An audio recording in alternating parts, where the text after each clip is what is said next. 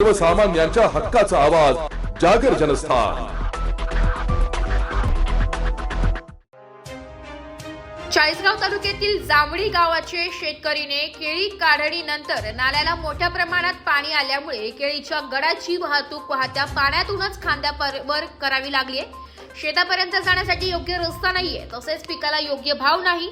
सध्याच्या पावसाने अशी बिकट परिस्थिती करून ठेवलेली आहे। शेतकरी राजाची जांभळी येथील दीपक सिंग राजपूत यांच्या शेताजवळ असलेल्या नाल्याला मोठ्या प्रमाणात पाणी आल्याने कापलेल्या केळीचे घड शेतात गाडी न जाऊ शकल्याने अक्षरशः पाण्यातून वाहून आणावे लागले।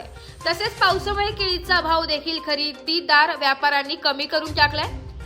वरच्याने तर मारलेच, पण खालच्या व्यापाऱ्याने देखील शेतकऱ्याला या अडचणीच्या प्रसंगी कैचित पकडले। एकंदरीत काय तर शेतकऱ्याला वरचाही मारतो, व्यापारही नाडतो आणि शासन येड्यामध्ये काढते, अशी सध्या परिस्थिती आहे, असे शेतकरी दीपक सिंग राजपूत यांनी व्यथा मांडली आहे।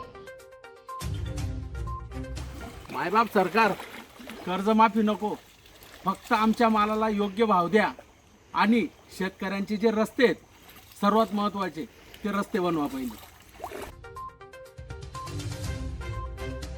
जागर जनस्थानसाठी प्रतिनिधी सुजलाल हाडपे, चाळीसगाव।